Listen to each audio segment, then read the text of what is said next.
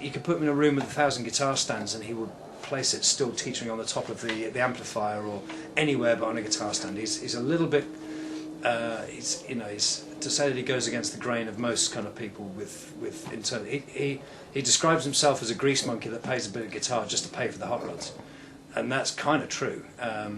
But he's also one of the most extraordinary guitar players that plays guitar, because he has to. Almost, it is a thing that he does. He will sit in front of a TV set with an old Macaferri, which is a favourite guitar that he keeps at home, on the plastic Macaferris, or he'll play with his old '54 Blue Caps Telecaster, and he'll just sit there and he'll just noodle, and it's almost like just a constant flow thing with him.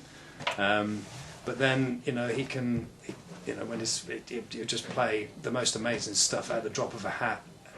He's probably one of the most spontaneous guitar players I've ever seen. What about acoustic guitars? Very, very rarely. Very, very rarely. He has an old nylon-strung acoustic, which I lent him some time ago for a thing that we did with Jan Hammer, just to routine with playing a nylon-strung guitar again. He plays that while he's at home. The Macaferri is a Django guitar, which is Django's his favourite guitar player. John McLaughlin and Django Reinhardt is two absolute heroes. Apart from Cliff Gallup, of course, from Blue Caps, Gene Vincent, and those three, I think he would always just say with like the guys who just blew him away, and with they were his reason for for taking up the guitar in the first place.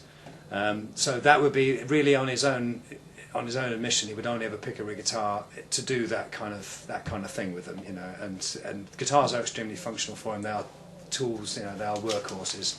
He's not that particular about them. In the time when the guitars that we now consider to be absolutely the most collectible things on earth was when he was interested in those kind of things, were the times when they were all swapping necks and bodies amongst each other, and you'd have all these beautiful 50s instruments that were coming into the country in short bursts.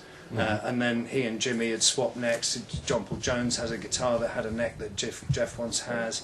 They would regularly, constantly chop and change things like that. And he has guitars at Marriott's. His '54 Strat he was given by Stevie Marriott on the back of a recording session that came with a '55 Telecaster neck when basically Stevie Marriott gave it to him, which he then replaced with a '57 neck of one of his own guitars that he destroyed doing something else with. So it's a bit of a hybrid, but then nothing of Jeff's is ever stock, Yes, it is. They're all being mucked about in some way, and he did a lot of the mucking about himself as well. He's very handy with everything. You should see him with a plasma cutter. You should see him forming bits of steel to make hot rod running boards. You should see him with a gearbox apart and in the middle of the floor. And he's an engineer first and foremost, a trained welder. So he knows his way about a few things, and if I try and tell him something, I know I'm already, there's not much he doesn't know about the mechanics and the functioning of most things. Like most musicians, he might make out he doesn't really know what's going on, but he does. He wouldn't develop the technique he has if he didn't understand the physicality of it all and how it interacts with the human form. And that's what he does with his hand. He does 5 different things with his hand. Violins, the volume pot with his pinky.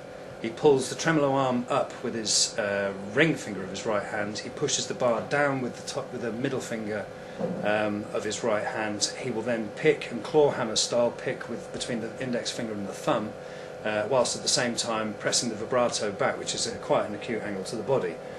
He will then use the pad of his hand to do that, get very shrill, kind of very fast robot kind of sound. That wah. Yeah. He does that with the back palm of his hand. That's 6 things. That is 1, 2, and the fingers. 3, 4, 5, and that's right. That's 6. That's 6.